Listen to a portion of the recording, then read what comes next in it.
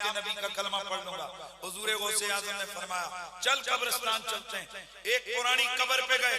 آپ نے فرمایا جس حال میں مرا اسی حال میں زندہ ہوگا. کہنے لگا یہ کیسے ہو سکتا ہے؟ آپ مردے کی قبر پہ کھڑے ہوئے اور آپ نے فرمایا او اللہ کے اذن سے مردے زندہ ہو جا. اچانک اس کی قبر پھٹی اور وہ مردہ گانا گاتا ہوا باہر. اتنے میں ایک مدنی منا دوڑتا ہوا آتا ہے. مدنی منع کا دل پگھل گیا اور اس کی رحمت بھری زبان پر یہ الفاظ پھیرنے لگے. محترمہ آپ کا منا مرا ہوا نہیں بلکہ زندہ ہے. دیکھو تو صحیح حرکت کر رہا ہے. دکھیاری ماں نے بےتابی کے ساتھ اپنے منع کی لاش پر سے کپڑا اٹھا کر دیکھا تو وہ سچ مچ زندہ تھا اور ہاتھ پیر ہلا کر کھیل رہا تھا. اتنے میں خانقاہ والے بزرگ اندر سے واپس تشریف لائے. بچے کو زندہ دیکھ کر ساری بات سمجھ گئے اور لاٹھی اٹھا کر یہ کہتے ہوئے مدنی منع کی طرف لپکے کہ تو نے ابھی سے تقدیر خداوندی کے سربستہ راز کھولنے شروع کر دیے ہیں. مدنی منع وہاں سے بھاگ کھڑا ہوا اور وہ بزرگ اس کے پیچھے دوڑنے لگے. مدنی منع یکایک قبرستان کی طرف مڑا اور بلند آواز سے پکارنے لگا اے قبر والو مجھے بچاؤ. تیزی سے لپکتے ہوئے بزرگ اچانک ٹھٹک کر رک گئے کیونکہ قبرستان سے 300 مردے اٹھ کر اسی مدنی منع کی ڈھال بن چکے تھے. بیٹا مر چکا ہے. آپ نے فرمایا وہ اسرائیل لے کے جاندا پہ. فرمایا پھر تواڈے کو کی لینا ہی. آپ نے اسرائیل نہ پا دیتیاں کنڈیاں. فرمایا اسرائیل جی تھلے سٹو گا ذرا روح جڑی اتنے لے کے جا رہے ہو. عبد القادر جیلانی نے فرمایا حضرت ایک روح دیندے جاؤ. انہوں نے آخیا لو روح دیندے جاؤ. زمیل آپ دے کول سی انہاں کہ 70 روحاں لے کے چلنا. اللہ نے جواب نہیں دینا. فرمایا میں مان جا بھائی پیانا. فرشتے سے بہتر ہے انسان بننا. فرشتے سے بہتر ہے. فرشتے کیا چیز ہے؟ یہ فرشتے تو ملائکہ تو انسان کی ڈیوٹی ہے. فرمایا مان جا تل پہ نہ مان جا. یہ میری زبان ادھر. آپ نے فرمایا دے چھڑے کرو. فرمایا نہیں. فرمایا اللہ پھر ہاتھ ہمارا آپ عبد القادر کا ہاتھ نہ تھا. یہ تقرب الیہ بالنوافل حتی احببتہ. جب محبوب بنا ہاتھ خدا کا تھا. اسرائیل سے چھینی. اب عبد القادر کی طاقت نہیں تھی خدا کی طاقت تھی. جعلی جھوٹ. یہاں جیلوں میں بھی انہوں نے کتنا کچھ مشہور کیا ہوا ہے. سب جھوٹ ہے. اب کبھی میں نے بتایا میڈیا کی وجہ سے کوئی چیز کوئی نہیں کر کے بتا سکے گا کیونکہ پہلے بھی کوئی نہیں تھا مشہور کیا. سارے بزرگ کیا آج ناپید ہو گئے؟ ہم صرف یہ پوچھتے ہیں کہ ان بزرگوں کے بارے میں آپ نے جھوٹ بزرگوں کا سر ہم کریٹیسائز نہیں کر رہے.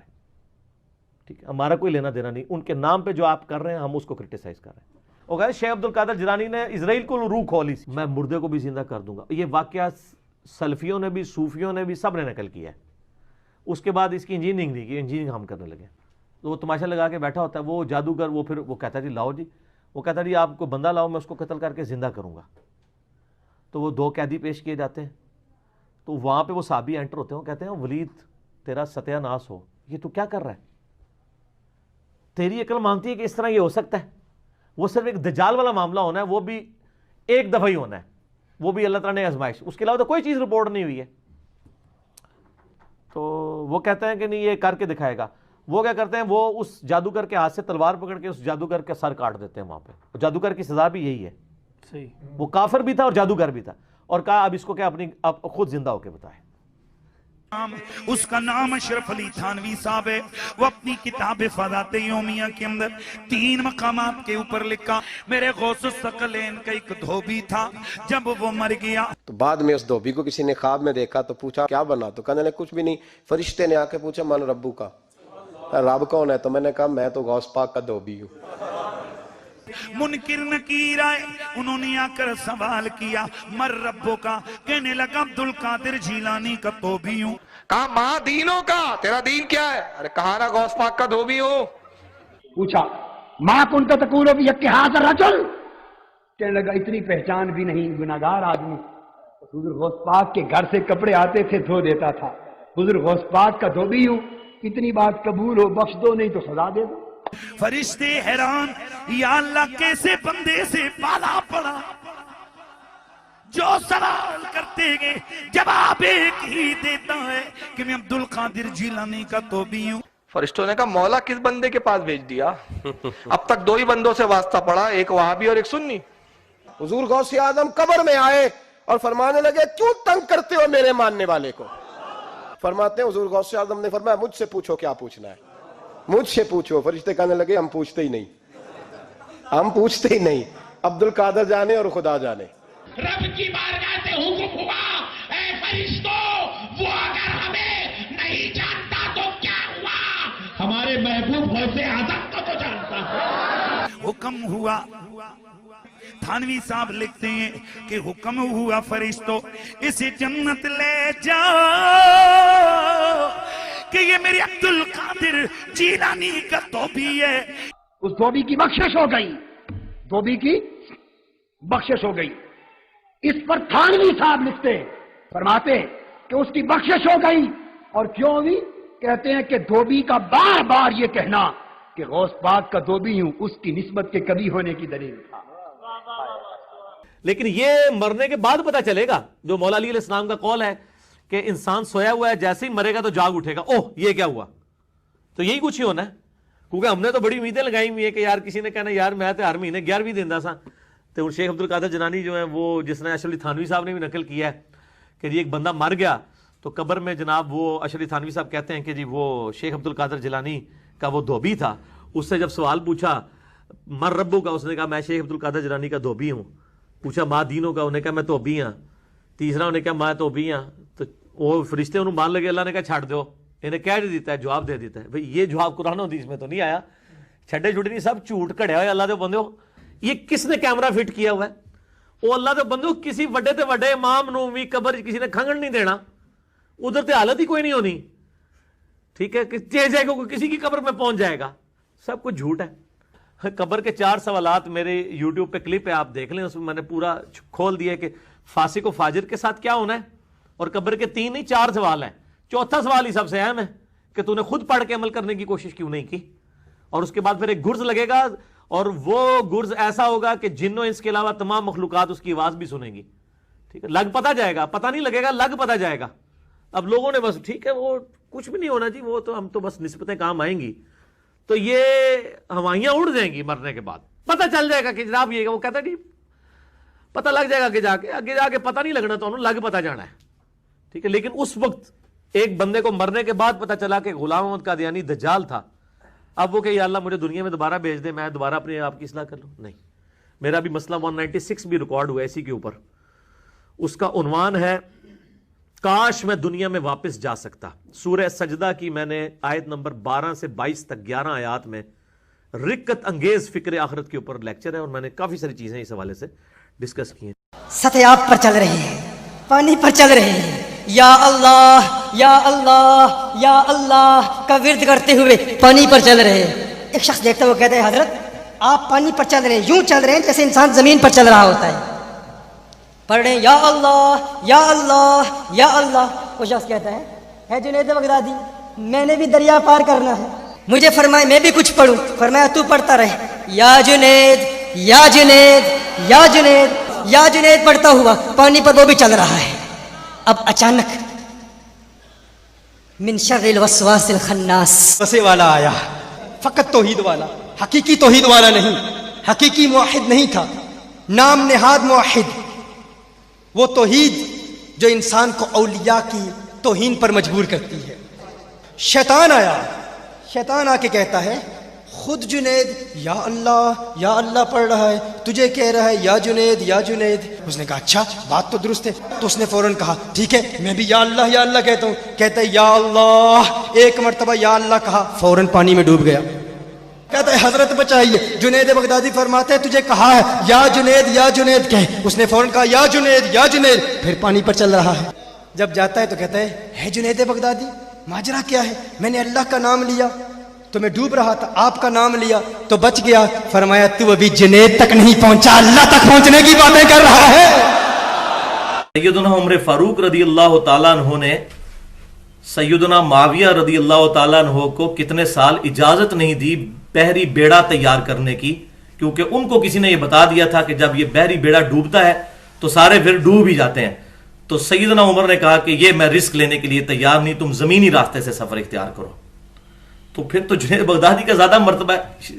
سیدنا عمر فاروق رضی اللہ تعالیٰ کہتے ہیں کہ یا اللہ پڑھو اور جناب سمندر پار کر لو, بیڑی بیڑا تیار کرنے کی کیا ضرورت ہے. بھائیو دنیا بقدر ایفٹ ہے, یہ کرنا پڑے گا, دنیا میں تو ایفٹ کرنی پڑے گی. اس کائنات کی سب سے بلند ترین ہستی امام کائنات صلی اللہ علیہ وسلم, اگر آپ صلی اللہ علیہ وسلم کو زخم لگا ہے تو خون مبارک نکلا ہے, 4 دانت مبارک شہید ہوئے, خون کا فوارہ چھوٹا, بے ہوش ہو گئے. پیاس لگی تو پانی پیا, بھوک لگی تو غزوہ احزاب کے موقع پر پتھر بھی باندھے ہیں. یہ ساری تکلیفیں دنیا میں اٹھانی پڑیں گی. یہ کام ایک نگاہ ماری تو یہ کر دیا تو وہ کر دیا, اگر یہ کام ہوتے تو اتنی تکلیفیں صحابہ کو کیوں اٹھانی پڑی؟ معاذ اللہ استغفر اللہ. ان سے بڑا دنیا میں امت کا رہنما کون ہو سکتا ہے صحابہ کرام علیہم رضوان سے بڑھ کر؟